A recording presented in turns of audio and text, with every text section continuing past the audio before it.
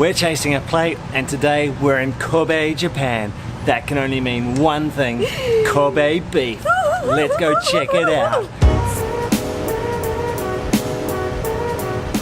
The meat has arrived and it is the most beautifully marbled meat I have ever seen. It's just almost white. There is so much fat. It looks beautiful, and we have to cook it ourselves. We've heard that you cook it medium rare and then that's it. You whip it off as soon as it's medium rare. Not sure how we're going to gauge that, but we'll give it a go. It's going on. Look at that sizzle! All I've done is dipped the beef in salt and pepper. I'm just going to go for it like that.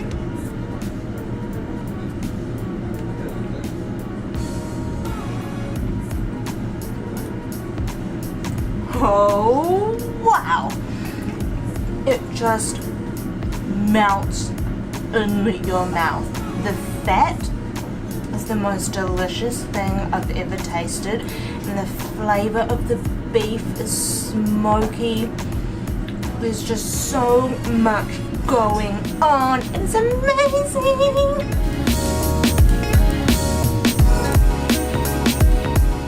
I'm gonna try my first bit just like Sheena did, with nothing but salt and a little bit of pepper. Let's see. Oh. No way. Oh my god.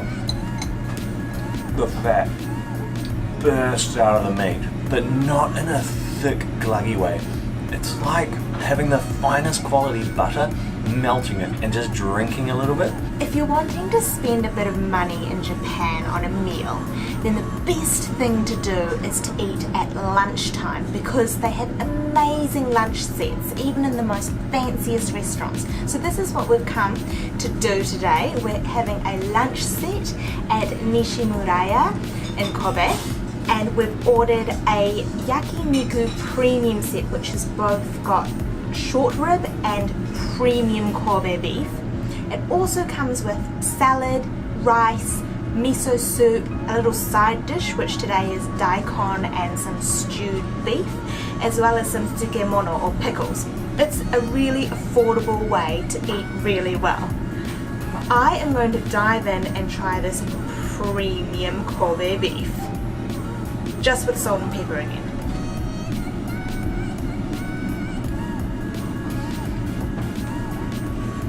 Oh my gosh. That short rib, the first piece I ate, was like a tough steak compared to this. This is the softest meat I have ever eaten. And that fat just slowly seeps from within. It is a flavor sensation.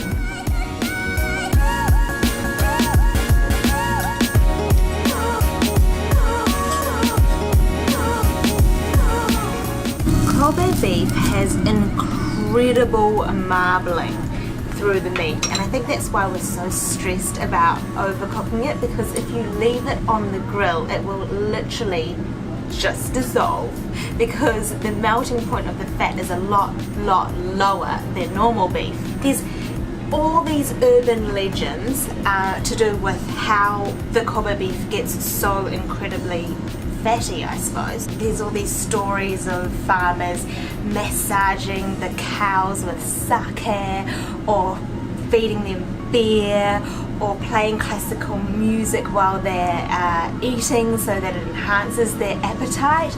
I just love hearing all those stories. But unfortunately I found out they really are just urban legends, so it's really more the exception than the rule. And a lot of farmers say that they wouldn't dream of feeding their cows beer. But they make for good stories, right?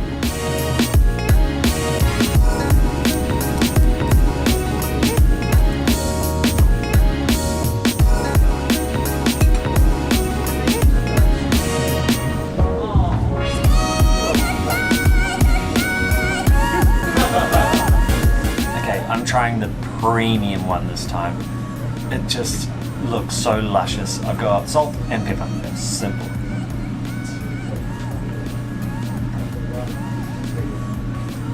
Oh my god, this is just phenomenal. Oh my god. I remember watching another YouTuber that we really liked, David from the First World Traveller, and his reaction to eating Kobe beef when he was in Kobe was really big. I was thinking, wow, it's pretty over the top. Must be pretty good. I totally get his reaction now because this is just phenomenal, and you have to come here if you're in Japan. You have to. Sadly, that's all over.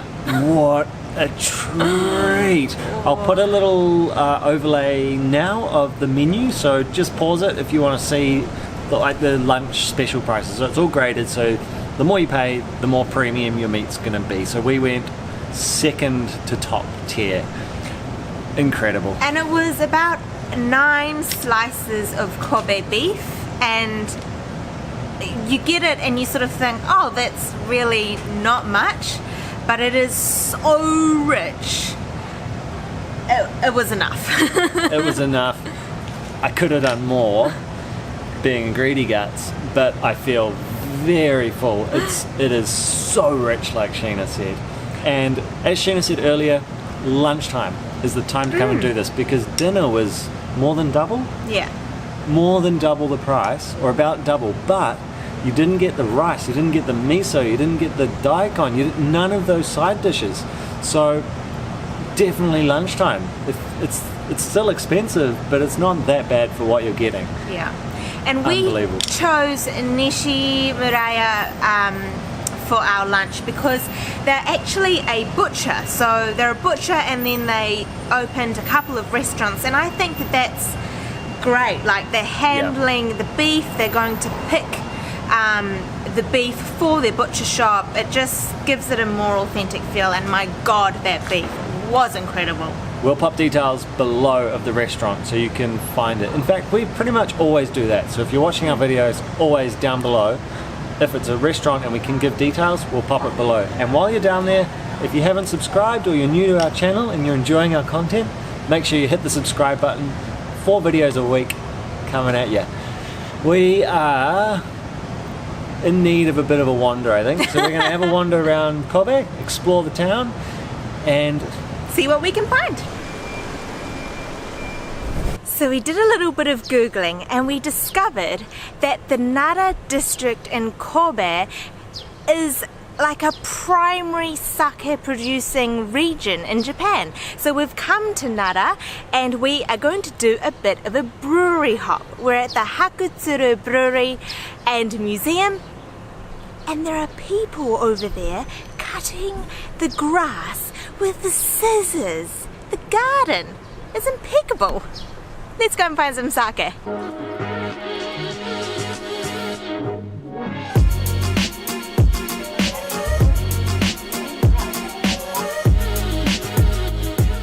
Really cool museum. It's free for starters, which is brilliant. So much detail.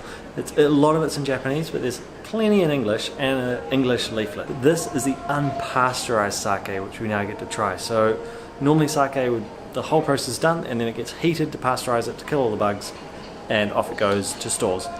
Here at the brewery, you can try unpasteurized because it comes straight from the brewery, you drink it, and it would go off really quickly otherwise. So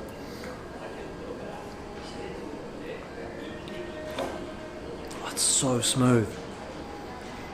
Wow, that is good. It just slips down your throat with no burn, no tingle.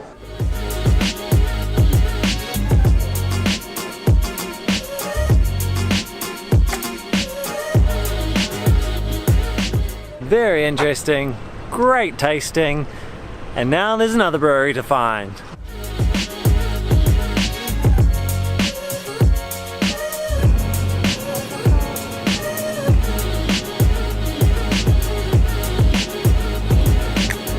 That was Fukuju Brewery. We got to try lots and lots of different sake.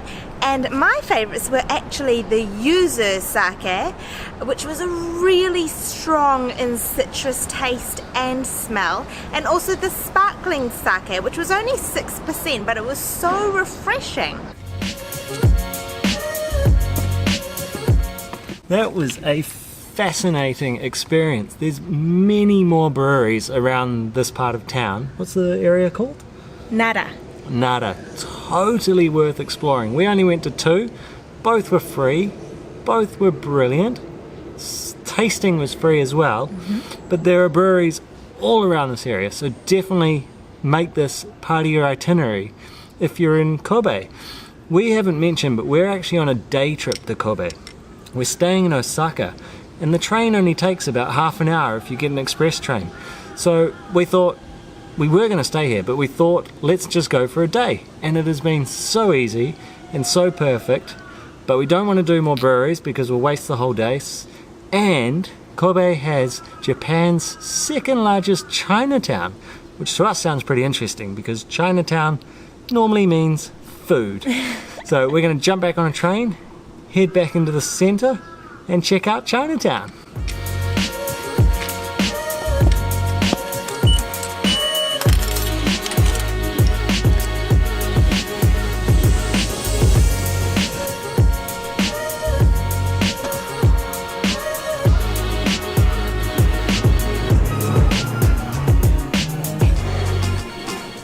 Chinatown wasn't very exciting. There's a lot of Chinese food, obviously, so Peking duck, dumplings, all sorts, but it looks like it's been sitting out for a while, so we're not going to go there.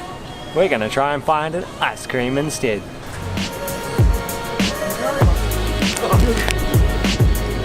7-Eleven run, we got ice creams.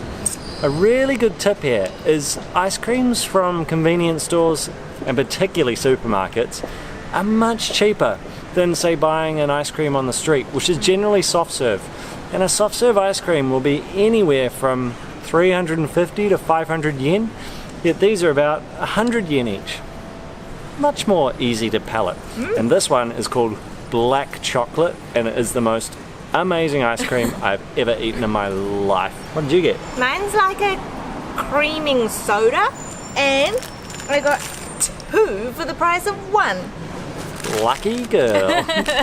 Kobe is really worth a visit. The beef is a must eat. It's, if you come just for the beef alone, that is enough reason. More than enough reason.